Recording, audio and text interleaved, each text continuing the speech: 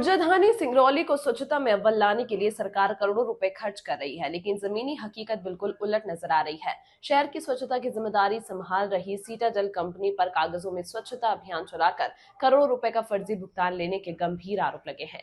शहर के विभिन्न इलाकों में गंदगी के अंबार लगे हुए हैं, जबकि रिकॉर्ड में क्षेत्र को साफ सुथरा दिखाया जा रहा है। स्थानीय लोगों की माने तो कंपनी के जिम्मेदार अधिकारियों से सांठ काट कर वजन से अधिक कचरा दिखाकर कंपनी को अनुचित लाभ पहुंचा रहे हैं। क्या है पूरा मामला, आइए आपको दिखाते हैं इस रिपोर्ट में। आपको बता दें कि कंपनी ने कचरा संग्रहण और निस्तारण के नाम पर निगम से भारी भुगतान तो प्राप्त कर लिया, लेकिन जमीनी स्तर पर कार्यों की स्थिति बेहद चिंताजनक है। स्थानीय लोगों का कहना है कि कंपनी द्वारा एकत्र किया गया कचरा निर्धारित प्रसंस्करण केंद्र गनियारी ले जाने के बजाय रेलवे क्रॉसिंग के पास खुले में फेंका जा रहा है। कंपनी के जिम्मेदार और नगर निगम के कुछ अधिकारी आपसी मिलीभगत से फर्जी बिलों के माध्यम से लाखों रुपए का दुरुपयोग कर रहे हैं। वहीं कचरे से निकलने वाला गंदा पानी नालियों के जरिए काचन नदी और तालाबों में मिल रहा है। विशेषज्ञों का कहना है कि यदि यह स्थिति जल्द नहीं सुधरी तो नल जल योजना के जल स्रोत भी प्रदूषित हो सकते हैं, जिससे जन स्वास्थ्य पर गंभीर खतरा मंडरा रहा है। नगरपालिक निगम सिंगरौली की उपायुक्त रूपाली द्विवेदी ने बताया कि सीटाडेल कंपनी के खिलाफ कई शिकायतें प्राप्त हुई हैं। कंपनी को नोटिस जारी किया गया है। यदि लापरवाही साबित होती है तो अनुबंध निरस्त कर कठोर कार्रवाई की जाएगी। वहीं शहरवासियों ने इस पूरे प्रकरण की उच्च स्तरीय जांच की मांग की है। लोगों का कहना है कि निगम और ठेकेदार कंपनियों की मिलीभगत से न केवल जनता के स्वास्थ्य के साथ खिलवाड़ हो रहा है, बल्कि सरकारी खजाने को भी भारी नुकसान पहुंचाया जा रहा है। जो ठेका दिया गया है कचरे को उठाने का, वो किसको दिया गया?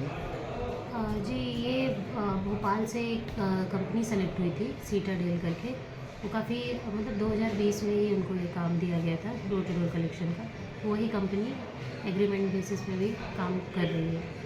इन्हें इन्वेस्ट कैसे करना रहता है? क्या फिर खुले में फेंकना रहता है या फिर कहीं और इनका डिस्पोज चार्ज? इनका प्लांट है जो गनियारी में है, वहाँ इनको प्रॉपर डिस्पोजल करना होता है।